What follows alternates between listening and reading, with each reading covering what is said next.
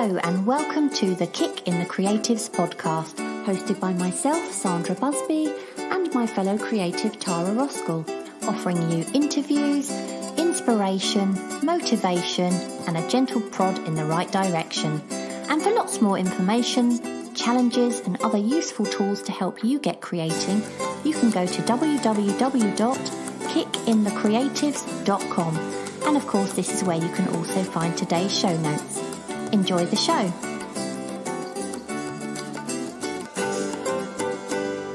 Welcome to today's episode, and today we're going to talk about all of the things we wish we'd known as beginner artists. But before we get onto that, just a quick reminder that if you like what we do and you'd like to help support us here at Kick in the Creatives, you can do so by buying us a coffee. And this really does help with the cost of running Kick in the Creatives, and you can find the link to that on our website. Yeah, it's Ko-fi, isn't it? Spelled K-O-F-I. Yeah. We also want to thank our sponsor. We also want to thank our sponsor, Evolve. Evolve can teach you how to paint in a realism style to a professional level in a year or less. Not only do they provide all the lessons and support online, but they also send you all the materials you need. And I think that is a really tricky thing, isn't it? Knowing what to buy. Yeah. So you can watch a webinar from Evolve by going to kickinthecreatives.com/Evolve webinar. And that is free as well. Yeah, the webinar is completely free, and I think they just give you a little masterclass in how to paint. Yeah. And to hear more about the programme, you can also go back and listen to a couple of podcast episodes we did, episodes 67 and 73. And thanks to everyone who's been sharing their work for the challenges with us on social media. And oh my gosh, October is my very favourite month for our challenges. I love October. And I think it's all the kind of, I don't know, it's the build up to Halloween. And I just love this time of year. And Lorena, because I'm so sorry if I can't pronounce your surname, Lorena Ariadna. I hope I've pronounced that right. Lorena has been doing the Creeptober challenge, which is my favourite challenge, and I really loved her drawing for day 3 with the prompt mask. And she drew this really kind of creepy looking dude, you know, holding a lamp with a black cat, and it made me feel all Halloween-y. And I love Halloween. Do you like Halloween, Tara? No, not really. You don't? I really enjoy it. It's not like we do anything for it, but I always remember with the kids, they used to get so excited, and I just love that. Yeah, I love this month. This month has always been my favourite time of year. Anyway, moving on. Heather Lynn Baskin, she is doing the Quick Kick October, which is drawing one subject every day for the whole month, and she has chosen hands, which I think is a really good one to choose, because if you can master hands, you can master anything. And not only that, but there are all sorts of gestures you could draw them in depending on your mood, so I like that one. Roving J still plugging away at the Kick 365 challenge, and she is so close to the finishing line now, and I'm going to miss that when she stops, because I've really enjoyed her drawings, and maybe she'll do it again, I don't know. But she's also doing the October Poet Challenge as well. And have you seen some of her poems, Tara? Yeah, I saw one, because I did ask her if she actually made it up herself. I wasn't sure if she was like using, existing poetry, but yeah, it was great. Yeah, she does make them up herself, doesn't she? Yeah, she does. Yeah. Yeah, and there was one particular one. I want to read it out. It's only really short. I really liked it. It says, if your family were made of gold, would they be kept or quickly sold? How much value do they keep when all they do is make us weep, with tears of joy and ones of pain, our family's blessings or a bane? Anyway, after that, I thought about it for a bit, and I thought, yeah, I'd sell mine. What about you? Would you keep your family or sell them? Depends on the day, really. Yeah. I'm only kidding. I wouldn't really sell. I'd have to, well, it depends on the price, I guess. On the person. On the person, yeah. Yeah, and the person. What about you, Tara? What's caught your eye? So I really liked a picture that Jenny Walker Draws did. It was a Facetastic Friday. And she drew, there was an old guy who was smoking a cigarette. And she did, it was kind of a black and white watercolour, but very angular. And I really like the angular shading she did on there. Oh, I think I saw that one. Yeah. Beckett Art and Design, he did a fantastic Facetastic Friday, also of the same smoking man. His drawings of people are fantastic. I love Michael's drawings. Yeah, and then Matthew G. Ashbrook, he's doing 31 Days of Cars for Quick Kick October. Now, I'm not really a fan of cars, but what I really like he's done is he's drawn them really quirkily, but then he's also put interesting stories with them. So there was one about a car, I don't know, it's a granddad or something had, but water, the top wouldn't go up and down. I think it was one of those ones where you take it off. So his granddad used to always just drive round with the top down. So it just used to get wet, basically. Sometimes he had an umbrella. Oh, yeah, because some of them had just poppers, didn't they? Do you remember? You put them on with poppers, yeah, so and you'd stop and take them off. So if it rained, yeah. If it rained, you'd get soaked trying to put the roof back on. Bizarre design. So, yeah, that was it. Anyway, what is new with you? Well, I thought we, instead of sharing what's new with me and what's new with you, we should share this time what is new with us, Tara. Do you agree? We've got some exciting news, haven't we? Yeah. I mean, we've been blabbing on for a while that we're working on an online course, and we finally actually released it. And it's all about creating characters and cartoons, and we start with how to get ideas for your cartoons or your characters, and then we move on to how to get those ideas down on paper. And this course, we've put a lot of time and effort into it, and it's suitable for all ages. It doesn't matter if you're 8 or you're 80. So if you fancy having a bit of fun creating some cartoons, then it's, I think, the course for you. Yeah, right now we're doing an early bird offer of just $29. So if you're stuck for Christmas ideas, this can make the perfect gift for someone who you know who likes drawing. And you can find a link to the course on our website, or if you go to kickinthecreatives.com/cartoon course, and there you can find out a bit more. And I would say that like 90% of what we do with Kick in the Creatives is free. So if you are interested, it'd be a great way you could support us. Do you know what? I think that'd be a really nice Christmas gift to get, don't you? So different as well, not just like the pair of socks or pants or whatever. It'd be like, oh, okay, this is different. Yeah, so just go round pantless for the year. Yeah, but you'll be good at drawing cartoons. Yeah. Anyway, so yeah, really, that is what's new with us, and we haven't had time to do anything for ourselves that's new because we've been working on the course, and actually trying to get this thing published and actually out there online probably took us longer to do than actually make the course in the end. It was so complicated, wasn't it, Tara? Neither of us found it very what's the word, intuitive. Easy. So it took a while, but anyway, yeah, it's out there, so really, really excited about that. But on to today's topic, which we thought was a fun one. We're going to talk about the things that we wish we'd known when we were beginner artists. And I'm hoping it might help some of our listeners who've just started out on their creative adventure. So I'm going to start with the first thing that I wish for, and that is that I had realised at a much, much earlier age that art was the thing that I was going to be good at and enjoy. And if I'd have known that earlier, then I'd have put so much more time into that kind of thing and much earlier on in my life. The internet obviously wasn't around back then in the dark ages when we were in the 80s or whatever. So there was just no such thing as an online course or anything like that. So looking back, if I could start again now, I'd have probably actually, and you'll probably gasp when you hear me say this, Tara, but I would have done a foundation course straight from school. And that would have obviously opened me up to all sorts of creative ideas. I wouldn't have gone on to do an art course from there, I don't think. But just, the foundation course is all about just dabbling in a bit of everything, isn't it? And I think that would have been really good for me. And I think just finding my passion for it at a much earlier age would have just been really good for me. I always think back to that lovely story. Do you remember the story, Tara, that Andy J. Pisa spoke about on our podcast? It was the one about the penguin who felt lost amongst the seagulls. And I really related to that because I was definitely a penguin at school. But if I'd have realised that unlike the seagulls, I could also fly, but just under the water and not in the air, then I would have realised that I was just as good as everyone else. It's just that I was good at the things that they weren't, and they were good at the things I wasn't. And honestly, that story is so heartwarming.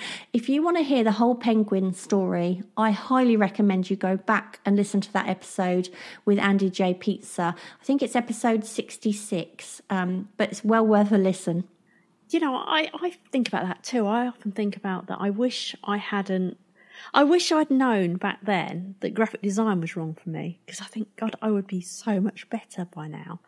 But we do forget that, like, because we didn't have the internet, there wasn't so many resources that could teach you things back then. Yeah. So, like you say, there was nothing that could open up your mind so much, was there? No. Into different things. So, even if you went to college and you liked one aspect of something, it was very difficult to sort of follow that along, wasn't it? Yeah, unless you found a book or something. Exactly, and you know, I mean, unless you know what you want to do, and I do think the internet does help a lot of people figure out what they want to do a bit earlier in life, doesn't it? Because we see so much more, we know so much more.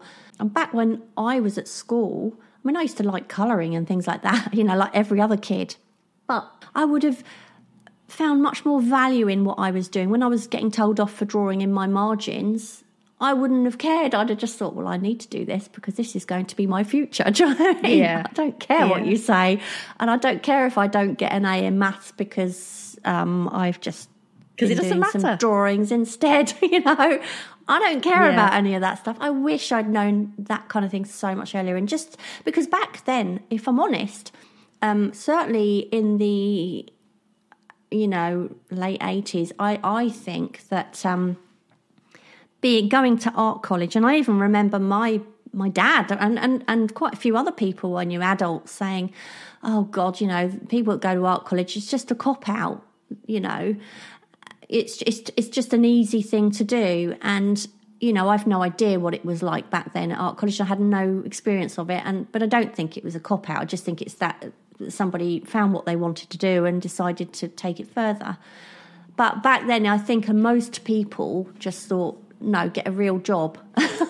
But, of course, back then, they didn't realise how quickly things were going to move on. And we'd get the internet and people would start being able to make money a lot more easily in art than they could back then. Because obviously back then it would be all about trying to get into a gallery, wouldn't it? That kind of thing. So, I suppose just knowing earlier that it was going to be a lot more valuable in my life than the other things I was trying to be good at, was never going to be good at. Do you know what I mean? Yeah. Just knowing those things earlier would have been brilliant.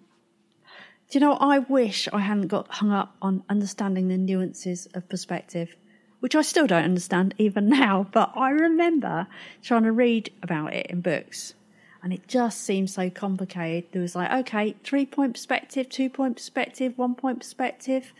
And I'd be like thinking, okay, but what if the thing goes up and down a hill? How do we work it out then? And it just seemed bizarre that you needed to know all these rules. And what I know now is that really all you need to be able to do is look at what you're drawing. And, you know, you can always hold out your ruler and think, oh, okay, that line tips downwards or that line tips upwards. I mean, I'm sure there is value to learning it, but unless you're a person who likes drawing architecturally or very detailed, I just don't think it's necessary, do you? No, I just think it's the art of seeing. Yeah, definitely. It's just seeing, it's looking at and observing. That's all you need to know. You don't really need to know the, the rules. I say that in quotations, do you know what I mean? The rules. Yeah, I know. Like you say, there are rules, but then that is adjusted if you're standing on, I don't know, a hill or looking up. It can seem very complicated. And actually the books that I've seen and read on perspective, they make me want to run a mile. I'm like, oh God, that's just ridiculous. That's so complex in the way they've tried to explain it. It actually makes it sound a lot more complicated than it really is. You know, I mean, I do understand perspective now, but it's very hard to actually find a simple way of explaining it. So just look. That's all you need. You don't actually have to understand it.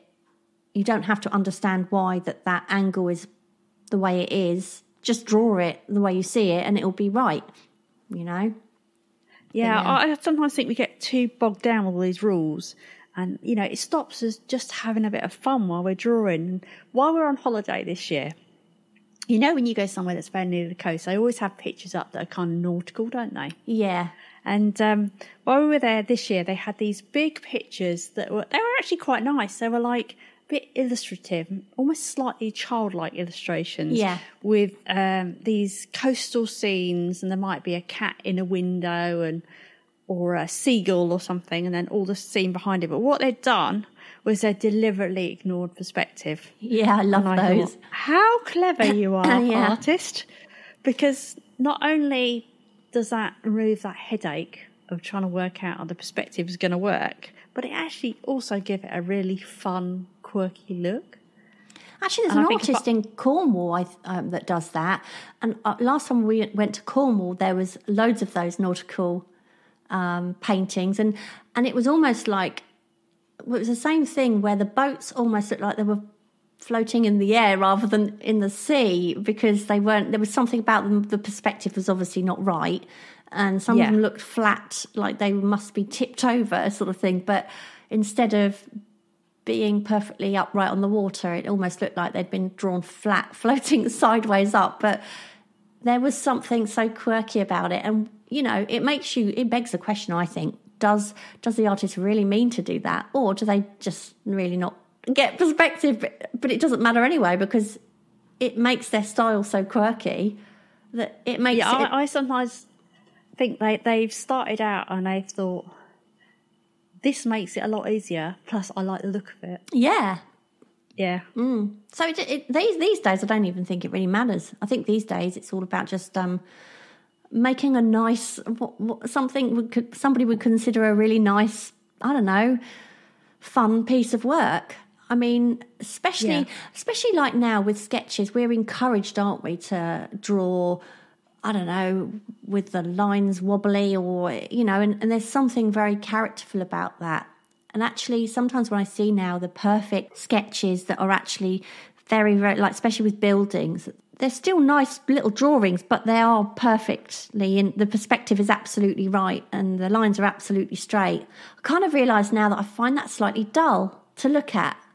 I actually prefer the ones where it's slightly off, or maybe the building's leaning over, or do you know what I mean? Or the roof's really wobbly. I kind of like that. Yeah. So I wish that I had realised just how important keeping a sketchbook is. And I don't just mean keeping a sketchbook, but I mean actually using it, and using it regularly as well. I wish I'd realised that a sketchbook was about learning, and it wasn't about filling a book with these perfect little drawings, and that the wobbly lines are far more characterful than straight ones. You know, embrace the wobbly bits. I think that's something we learn to live with age, isn't it? Whether we like it or not. So let's embrace it in the sketchbook. You know, I really also wish that when I finally bought my first sketchbook, that I hadn't waited so long to actually start using it. I've said before, I think I waited about 6 months before I finally did my first drawing, because I was really afraid to spoil my sketchbook. So if I could start all over again, I think what I'd have done is I would have challenged myself to fill a sketchbook page every single day, or maybe aim to fill a whole sketchbook a month for the first year that I was drawing. And I think that way I wouldn't have just formed a really good habit, but I think I would have progressed an awful lot quicker as well.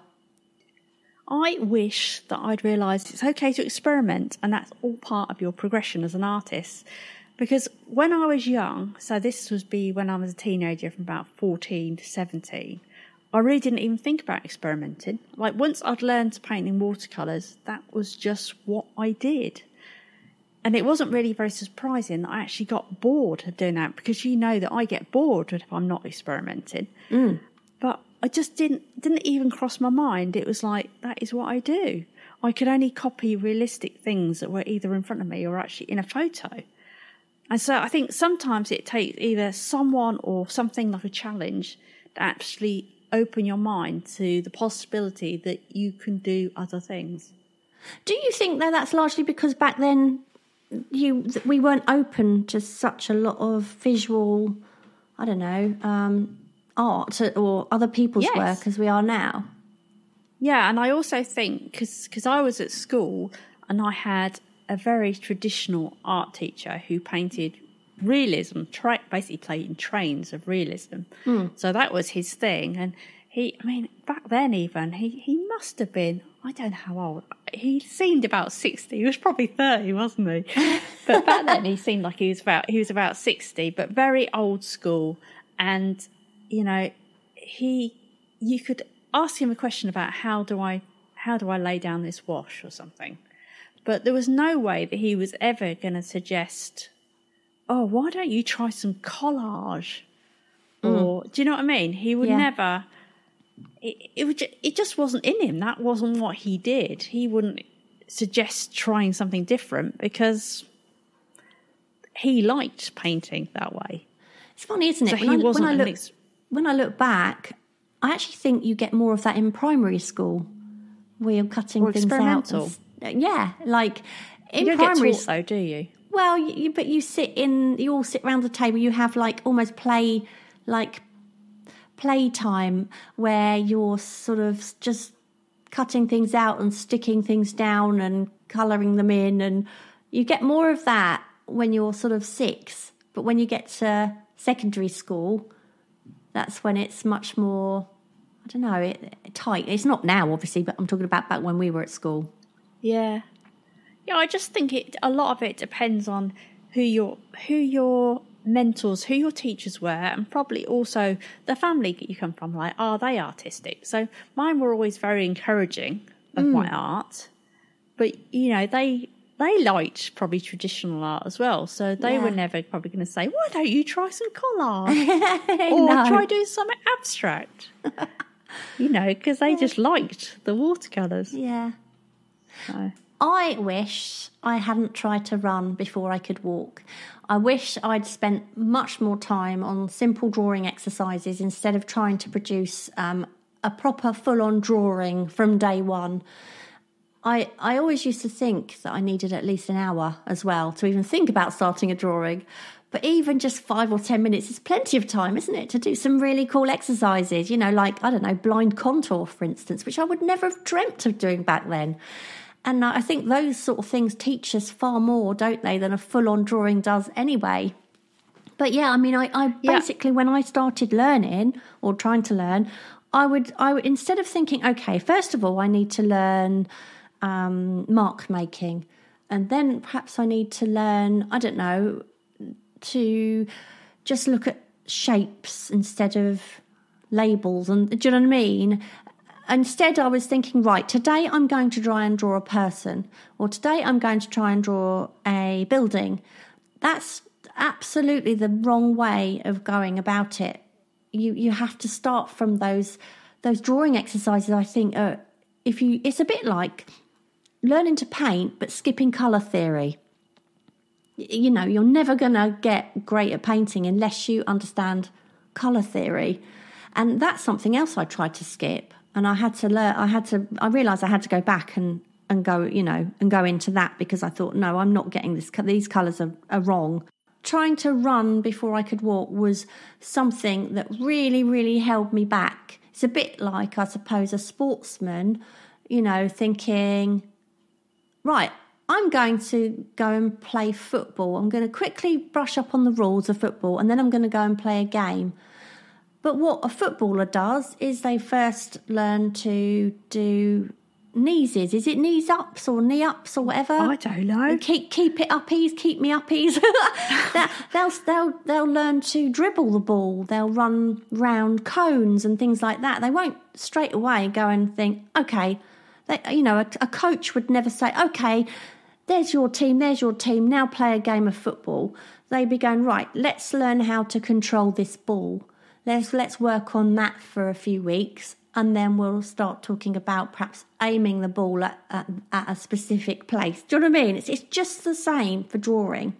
You just can't expect to think, oh, I'm gonna start drawing. I really want to do this. Right, let me take my sketchbook out. I'm going to go into a cafe. I'm going to try and draw some people. It doesn't work like that. You're never going to get in. Well, you might eventually, but it's going to take you far, far longer than if you just start off with those simple exercises and work on those for a few months before you start going into, actually drawing portraits or people or buildings,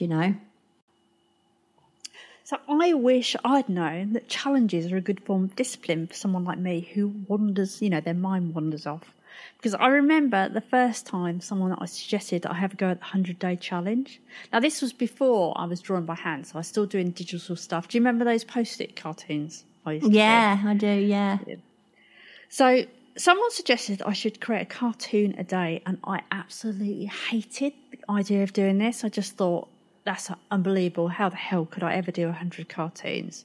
But, I committed to it. And the person said, at least you'll have a body of work then, one type of work. And some days it was incredibly hard. And weirdly enough, it was actually early on in the challenge that it was weird that it was harder. And I guess that's because you start building up the ability to do it.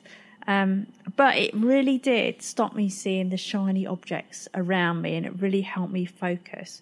So if you're like me and you tend to want to try this and this and this, doing a challenge is definitely the way to go to focus in your concentration. I also wish I'd more readily tried suggestions from other people. Now, don't get me wrong, I will definitely not do some suggestions. Like if someone asked me to draw their dog, I'm not drawing it. But if someone suggests something, then it's just for your benefit, not for theirs. For example, do you remember you suggested that I should try putting multiple drawings on one page? Yes. In my sketchbook, because before then I'd only ever had one sketch on one page. Yeah. And I really hated the idea again of doing that. But when we went on holiday, I did some pages that look more like art journal pages, and I absolutely love those pages. I still like a couple of those pages now. But I really wouldn't have done that without you suggesting that. And then also, would you like to say that again in different words? I was right. That's it. No. It pains you to say it, doesn't it? It does, yeah. But then also, artist Anna Zubarev, who we've had on the podcast, she suggested I paint my version of the Red Queen. Now, when she suggested this, it was another one of those like, no, I don't want to do that. Because I have these fixed ideas in my head that, I think I can do and I like doing. But I thought, just try it. Go on, just give it a go. And it wasn't going to look like anybody else's conceived idea of the Red Queen. And I have to say, I was really happy with the result. Yeah. I actually sold that NFT straight away. So doing something that someone else suggests can really push you out your comfort zone. But just don't do it if you feel it is totally wrong. Like I said, if someone asks you to do a dog portrait and you draw landscapes, don't do it. Oh, no. If it's something within your realm, try it. Yeah, exactly. Yeah. I wish I'd understood the term draw what you see and not what you think you see. And I guess it kind of goes back a little bit to that perspective thing, doesn't it, that we were talking about earlier. Oh, yeah. That's another thing where you draw what you see and not what you think you see. I wish I'd understood that a lot earlier than I did. So what it actually means is instead of thinking, I must draw that nose, I wouldn't be looking at it as a nose at all, but instead I'll look at it as a series of curves and shadows. So it's about removing the label from what you're looking at.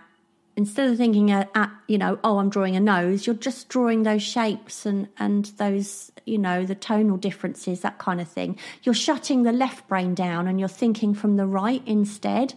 And drawing upside down is a really, really good way of learning this lesson. So what you do, and if you've done our quick kick challenges throughout the year, you'll remember this. You take a photograph of something and you turn it upside down and you draw from that photograph.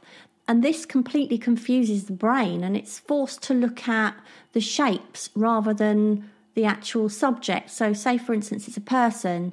You're no longer seeing a foot.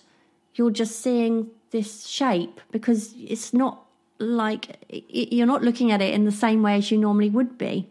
So, it's a great training exercise for the right side of the brain. It takes away those assumptions that your brain makes and it makes you actually draw what you see, what you're actually looking at. I really wish I'd understood that a lot earlier.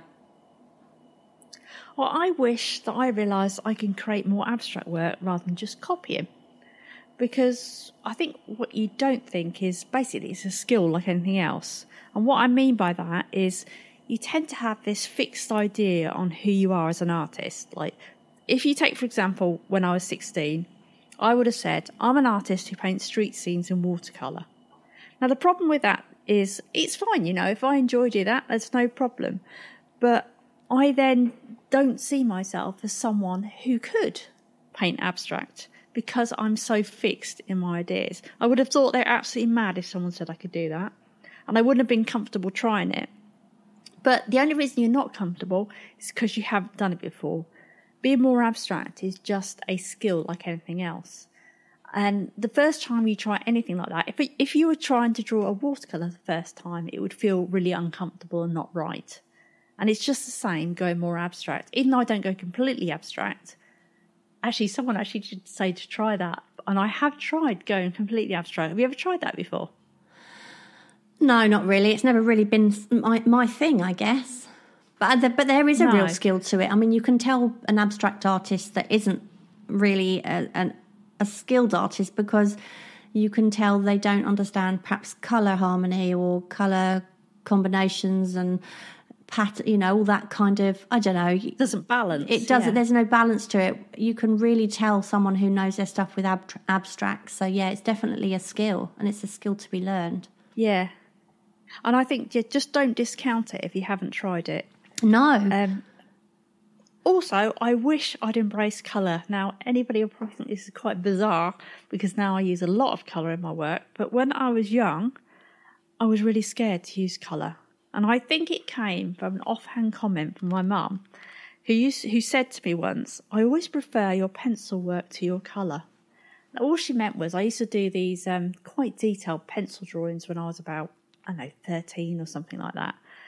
And because I hadn't used colour much at the time, they obviously looked way better, which makes sense, doesn't it? I'd practiced them more. Yeah. And she was just saying, she wasn't saying it to be funny about my colour stuff. She was just saying that she really liked my black and white work. But for some reason, you get things like that and they wedge in your head and then you think, I'm not good at colour. Yeah. It's funny, isn't it? Yeah. And so I really did not want to use colour in my work. And I remember, I've said this before, a teacher at school said I should go and do an evening class, learn how to use watercolours so I could start putting some colour on my work. He said, you can't just keep doing black and white. But I really didn't want to because I thought I was bad at colour. I think it's particularly when your parents say something, isn't it? Because they're not going to lie. No. You can kind of ignore other people, but when a parent says something, no matter whether they mean it in whatever way, as a positive or a negative or whatever, you're in a way we're programmed, aren't we, that we want to please our parents. We need to do, we want to please them. And so if they say, that's not your best, you hang on to it like, oh my gosh, it's no good. It doesn't mean that. It doesn't mean that at all, but you kind of take it that way because what your parents think of you means more than what anyone else in the world thinks of you. Does at that age, especially, yeah. Yeah. Especially when you're young. And it sort of, you sort of, again, label yourself with, I'm not good at colour, I'm good at black and white. Yeah. And that sticks with you for a long time, doesn't it? Yeah. I wish that I hadn't rushed out and bought every single art material that ever existed in mankind. I wasted so much money on stuff I just did not need. And if I went back to the beginning now, I would have invested in a really good selection of different pens. When I say really good, I don't mean millions. I just mean, a basic selection with different sort of ends and different nibs and whatever. And a good sketchbook. And maybe a little watercolour set, but then that would have been it. There's so much time, isn't there, to experiment with other things. But if you overwhelm yourself with so many art materials at the start, it's too much. It's too overwhelming. And if anything, it stifles your progression. I wish I realised that it was far better to start with a small selection and then add it to you as you progress. And it's funny because it's a bit like when I started sort of sketching outdoors, going out and about, doing a bit of urban sketching, I would pack absolutely everything, including the kitchen sink, in case I needed it. But what I found by doing that was I would spend half my time trying to work out what I was going to work with. And I'd be faffing about thinking, oh God, well, should I use this? Should I use that? And eventually I learned, actually, if I just take a sketchbook and a pen, I've got no choice. So that decision's taken away from me anyway. I have to use a pen and a sketchbook. And I found that I got so much more done straight away by doing that than I did when I took a load of other stuff with me as well. And now I do take a few other things, but it's just a few other things. It's not my whole entire art studio, do you know what I mean? But this is the interesting thing. I say that I wish I'd never bought so many art materials, but equally, I really wish that I think it was about 4 years ago, I went through my art studio and I've got to make some room. I've got so much stuff here that I'm never going to use. I know I'm never going to use it. I'm just going to get rid of it. So I got rid of oil pastels, which I hated. I got rid of soft pastels, which I couldn't be bothered with because they were too messy. I got rid of so many things like that I don't use in my work. And you might think, well, okay, yeah, that sounds fair enough because I'm an oil painter. But actually, now I'm more, more inclined to do different things in my sketchbook. And I want to experiment a bit more in my sketchbook. And now I'm like, I wish I had those. And I wish I hadn't chucked that away. Do you know what I mean? And so as much as don't buy everything you see, also if you've bought it, never get rid of it, because you never know. As you progress and as you get further on into your art adventure, then you'll probably find yourself thinking, oh, I'd quite like to try that now. I have the most ridiculous amount of art materials. It's crazy. Like 4 different lots of oil pastels, and it's like, why have you got 4? Yeah, it's crazy, isn't it? It's crazy. Yeah. It's like, because I've obviously seen someone else use them and think, oh, they must be good. They use them really well. You've already got some. Yeah. Crazy. I wish I'd known to try medium more than once before dismissing it, which is probably a bit like you saying you got rid of all your materials. Yeah. The thing with any medium is it's got a learning curve, and it can be used in many different ways. So if you're new to trying something, maybe set yourself a challenge or something to get used to it. I mean, that's how Inktober came about, isn't it? Because, what's his name? The guy who started it? Jake? Yeah, Jake. Jake? Yeah. Jake decided he wanted to get good at using his brush pen. So he started the challenge because of that. So maybe set yourself a challenge, or if not, set yourself a time limit that you're going to use this thing for. You're just going to stick with using this medium, and then decide whether to dismiss it or not. Yeah. But even then, if you do dismiss it, don't get rid of it. Because in a year's time, you might have completely changed how you work. Or you might see, like I did with charcoal, you might suddenly see a video of someone using it differently. So, using it with matte medium or gesso and think, oh, I'm going to try that and really like a different way of working. I mean, I remember I didn't like fountain pens at all until I tried the Safari calligraphy one. Yeah. I can't remember what it's called. But I think you told me about it. You can get much wider. I think it's a Lamy Joy. I think, well, mine is, probably. Yeah. It's a Lamy Joy pen, I think. But I really liked you could get a real different variety of lines with that, really thick ones and thin ones, which I didn't like with all the other fountain pens because I just found them all quite scratchy and boring. Yeah. And I didn't think I liked charcoal until I started using it with matte medium. So, yeah, don't give up on something. Keep giving it a try. I wish that I'd stopped comparing myself to artists who had way more experience than I did. The artists who I compared myself to back then were years ahead of me. I might be at that level now, of course, but it's taken me years of practice to get there. But what's funny is now, of course, I look at artists who are years ahead of me again. Do you know what I mean? But these days, I don't compare myself. I just find myself inspired to just keep getting better and keep moving forward. But Yeah, never compare, because every single person has started at exactly the same point as where you're starting. So that's what you've got to look at. I like it when you look at someone that you used to think, wow, their work is incredible. Yeah. And then maybe you look back at in a year's time, and it's not that you still don't like their work, but it no longer seems as out of reach as it did before. Yeah. That's when a good you know feeling. you've progressed. Such a good feeling to think, yeah, God, I can do that and more. And now it's brilliant, you know. And it really does show such a progression in yourself. It's brilliant when you sort of you see those kind of people that you just wish you could. Oh, I so wish I could produce something like that. And now you're like, yeah, I can. But 5 years ago, you were kind of reaching for it. But it's just about experience, isn't it? Yeah, and I wish also that just because someone doesn't like what you create, it doesn't mean that it's not good. And I wish I knew that. Because your family and your friends may not be the target market for your work. That's if you plan to sell it. Because art is so much about taste, and you're never going to please everybody. And if you create art that's a little weird like me, no, not everybody's going to like that, are they? And especially, you know, if you've got, say, friends, family who like mainstream, you know, pretty landscapes and stuff, they're probably not going to like the weird face you draw, or not necessarily going to like it.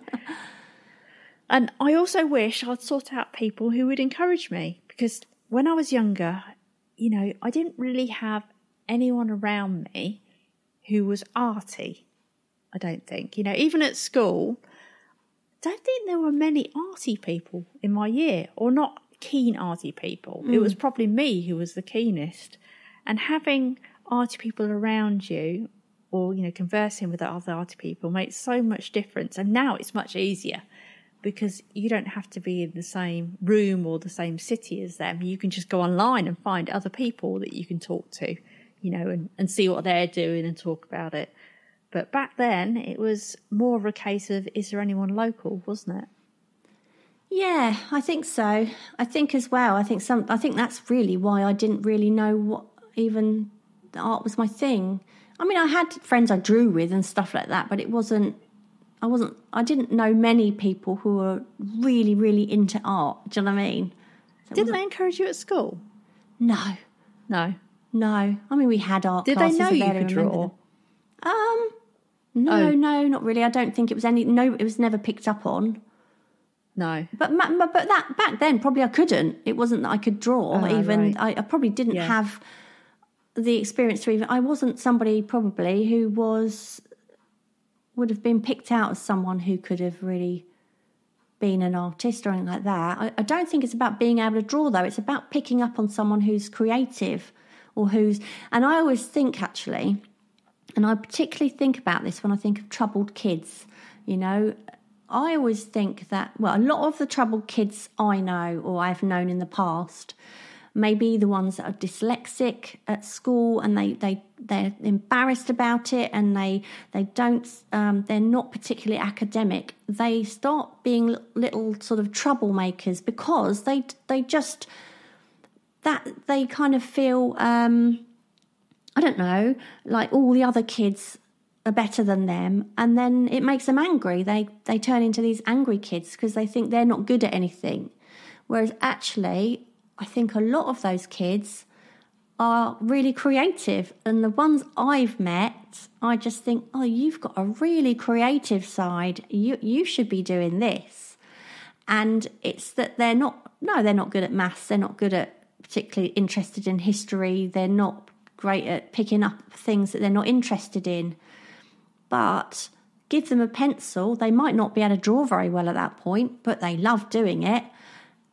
So I think it's easy to think, oh, well, what, you know, if a kid's creative, well, then they'd be one of those kids that can naturally draw. I don't actually think that's necessarily the case. I think it's that they have it in them. They have that ability to enjoy art and learn it. But that side of their character has just not been picked up on early enough. Yeah, I mean, I think back when I was at school, the art lessons weren't very structured. No, I don't even remember. I mean, we had art lessons, but I can't remember anything about them.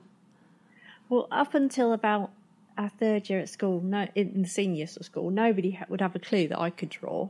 No. And yet I'd been drawing since I was a kid, sort of thing. You know, I think I loved it, sort of thing. Because I just didn't bother. And it would be like, imagine an alien landscape. Now draw the alien landscape with an alien in it. Well, I couldn't do that because I had to see a reference photo. Yeah. Do you know what I mean? Yeah. I'd be the Back same. then. I'd be the same now. It terrible. So terrible. And so they'd have no clue that I could actually draw. And it was only when we started doing things like from observation. So the next year, I think they'd bring in, you know, a set of objects or something. You'd have to draw them. And then people, she can actually draw. Yeah. But yeah. I don't think you need to... It's not necessarily about being able to draw. It's about the fact that they enjoy being creative. So that makes them then be the perfect kind of kid to encourage in that way. Yeah, but someone's got to nurture it, haven't they? Yeah, that's the thing, isn't it? It's good. They've got to pick up on because I've always believed that everyone is good at something, everybody. And yeah, I mean, if you're not good at geography, maths, history, all those ordinary things, then maybe you're going to be fantastic at cooking and learning how to put flavours together, or taking photographs and composition, or drawing or painting, or English, where maybe you're not good at punctuation and all that sort of stuff, but perhaps you're brilliant still at coming up with stories. And it's just picking those. I just wish back then schools were better at picking up on that kind of thing. Actually, I don't even know if they're that good at it now. No, I wonder if they are. I don't think they're good at it now either. I really don't. Do you know who are the best people to pick up on it? The best people that pick up on that kind of thing is a creative person. Oh, probably. And I think that's why I think I pick that up when I see kids. I just think, no, you're a creative person. You just don't know it. Yeah. Do you know what I mean? Instead of throwing stones at that car, why don't you collect the stones and make a little sculpture out of it? You know? Anyway, moving on, I wish I hadn't been so worried about what other people thought of my drawings. So the lack of confidence I had in my work when I was a beginner really, really held me back, because it stopped me getting out there. It stopped me drawing in public in case someone looked over my shoulder. These days, I don't actually care because, well, first of all, the likelihood of anyone that I ever see outdoors is practically zero anyway, to see them again anyway. Do you know what I mean? But now, you know, when we've done our sketching trips in the past, Tara, we've had people looking over our shoulder and it's like, oh, well, it's fine. I don't find myself launching myself over my sketchbook now, going, don't look, which I would have done in the very beginning. But yeah, that's what I wish. I wish I hadn't have worried that if somebody saw it, what would they think?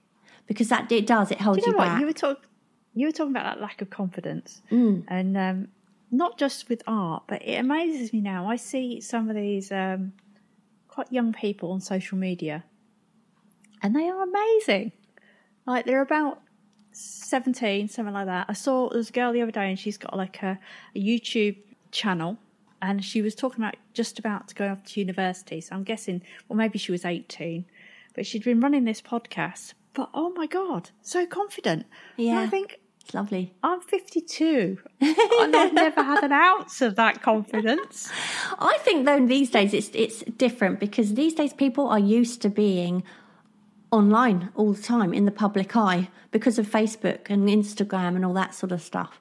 I mean, you know, back when we were kids, you know, we would never have just got up and started dancing in a park and filming ourselves. Still wouldn't.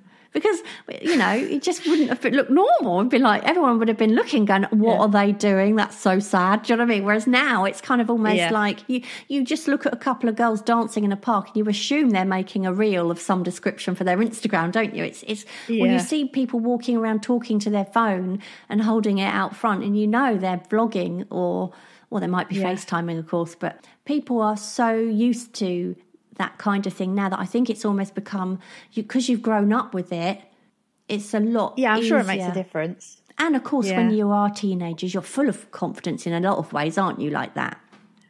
I don't think I've ever been confident. Even when I was a teenager. No. I was probably worse, actually. Yeah. Yeah. I wish I was. And that's just another, I wish I was. I wish I was confident when I was younger, and I was confident now. There we go. I wish I'd realised that you are far more aware of your own mistakes than other people are.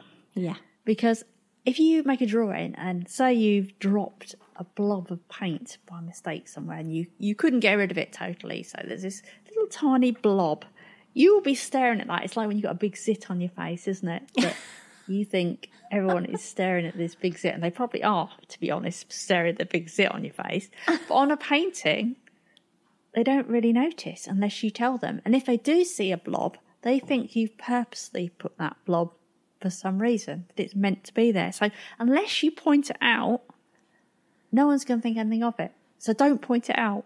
And that's I used to do that all the time. Point it out. In the early days when I had a Blogspot blog, long time ago, I remember every single drawing I posted, it was like, well, I know the ellipse isn't right, and I know the perspective is a bit off, but, and it would always be things like that. Oh, I know this isn't my best work, and it would be apologising for what I'd done wrong before it even got to the fact, here it is. And I always remember a friend of mine, I'm sure it was Suzanne Berry, a brilliant artist at the time, and I remember she emailed me and said, honestly, you have to stop doing that, because you're literally getting people to look at the stuff you're not happy with when they would never have even noticed it, and they might have even liked it. She was so right. And in fact, I found myself saying that to a friend of mine. I remember her putting, this isn't everyone's cup of tea, but... And I texted her straight away. I said, take that down. You've got to take it down. You mustn't put that, put, here it is, ta-da, anything, but not, this is not everyone's cup of tea. So true, so true. You don't need to point out what you don't like. Just point out the things you do like about it, not things you don't, because no one else is going to notice. Say nothing. Or say nothing. Make up a little story about when you were painting it rather than pointing out the mistakes. Yeah. I wish that I had realised that in order to be a good artist, I had to get through being a bad one, even though it really wasn't about being bad at all. It was simply about being a beginner.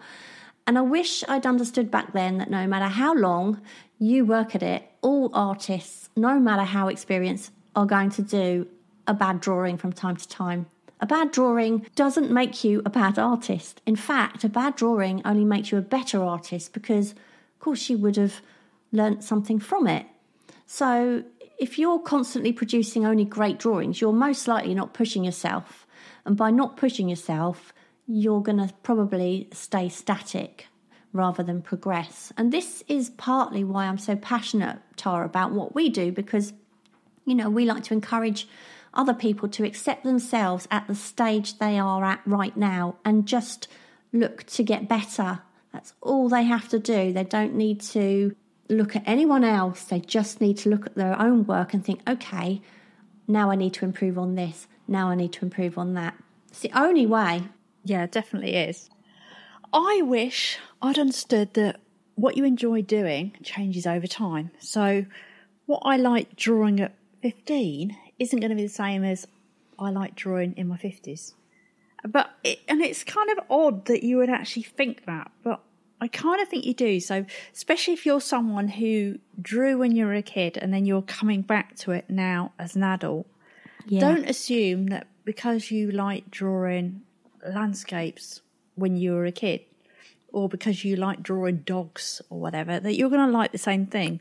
You need to take a bit of time to try different things out and find what you really like doing. Otherwise, like me, you'll perhaps return to it for a bit. Like over the years, I've gradually had a little dabble again at hand drawing things, but I've always been a bit bored. And I was bored because I was assuming that I still like drawing, a building or, something that I'd like drawing as a kid. And it's definitely not true. I mean, it's like probably even your taste in art actually changes and what you look at and you like. So when I was 15, I used to like traditional art like Constable and Turner. But nowadays, I prefer much more loose and grungy stuff, even kind of graffiti type work I like. Yeah. I also wish that I realised that I would actually find an art style that's right for me. It would just take a bit of work because you get stuck into that mode that you think, oh, I'm never going to find a way a drawing that's something that you can, when I say repeat, I don't mean repeat in a bad way, but I mean that looks like you and that you're going to enjoy doing. So I got to that point with those colourful drawings when I thought I'd found, my style. But then there was always something missing, that feeling of enjoying the process. And I got to the point where I'm thinking, I'm never going to work out actually how I enjoy painting, but you will get there. And you can speed it up with like challenges like, do you remember the 50 ways to draw a face challenge that we've now got? I think definitely doing something like that. If I now was trying to find my style again, I would set myself a challenge. I would work out what my niche was.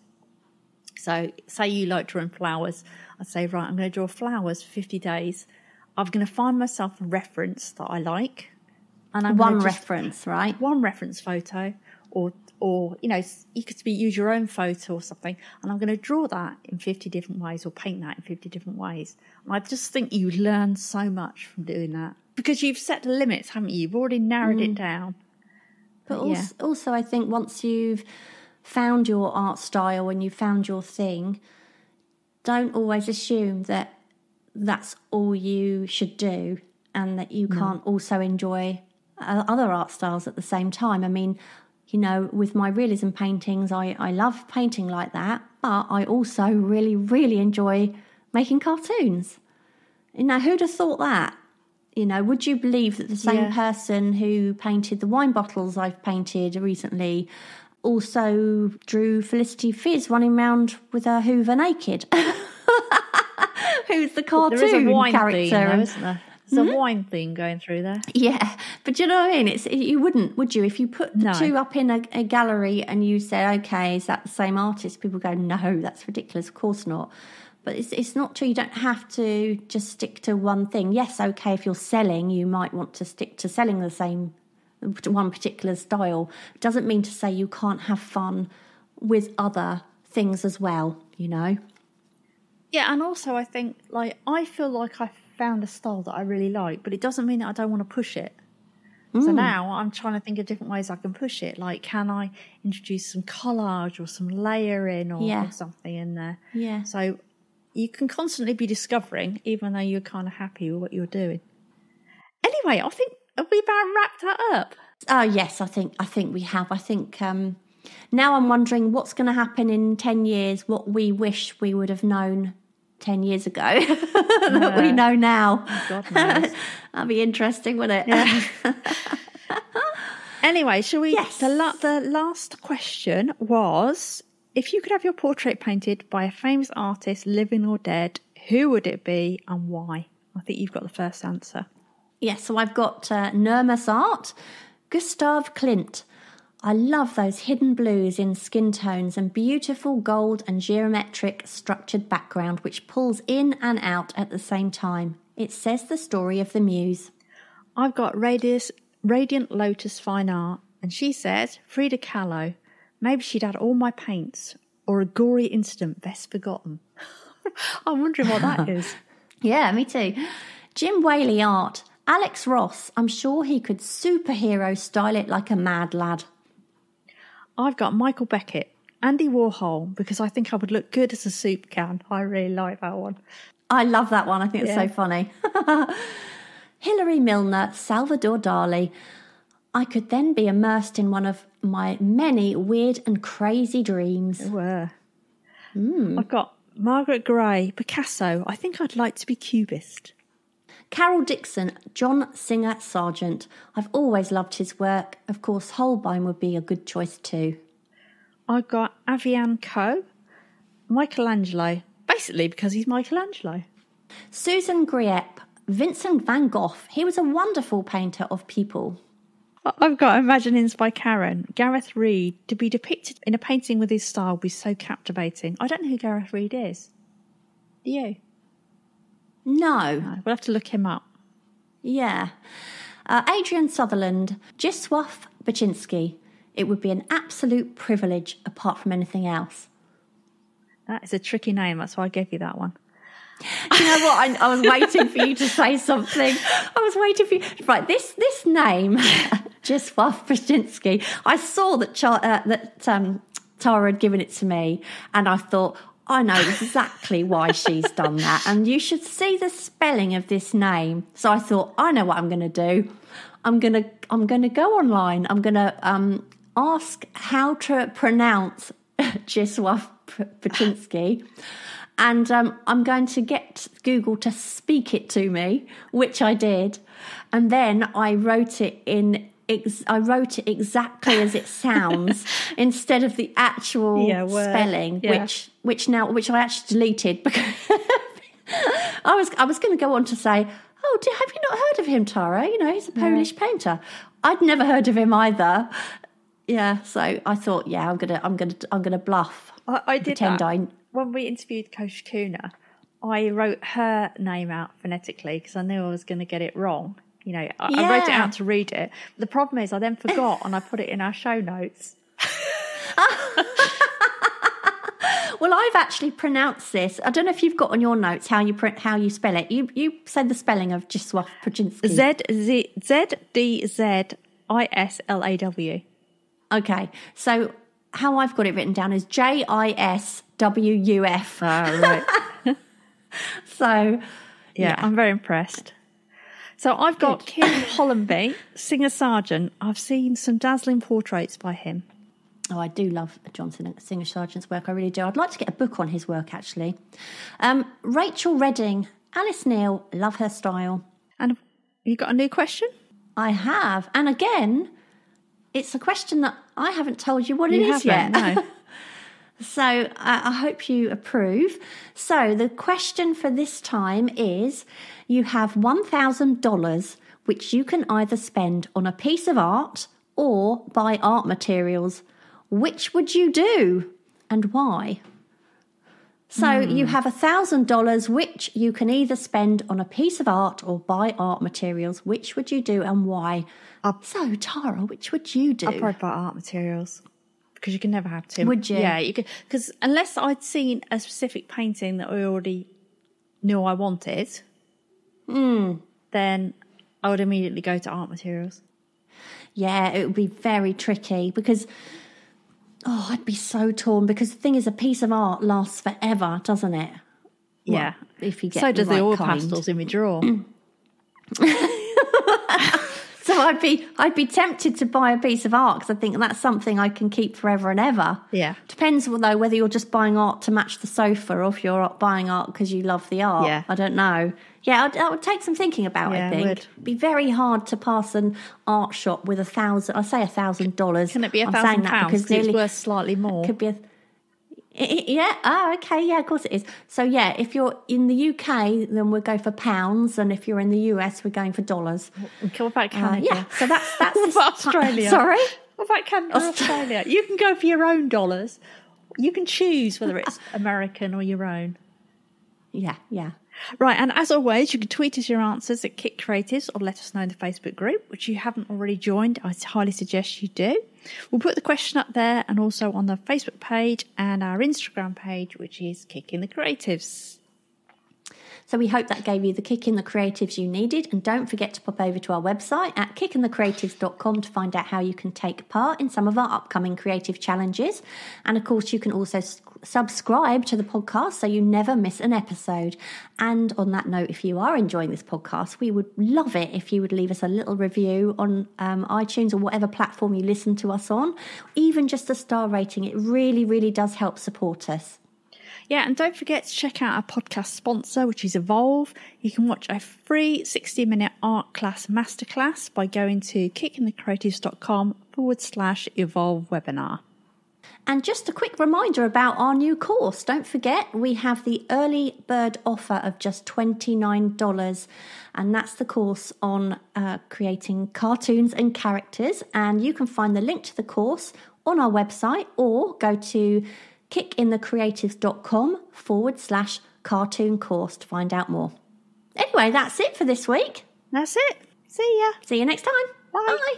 Thank you so much for listening. We hope you enjoyed the episode, and if you did, perhaps you'd like to share it and leave a review for us on iTunes. Back soon.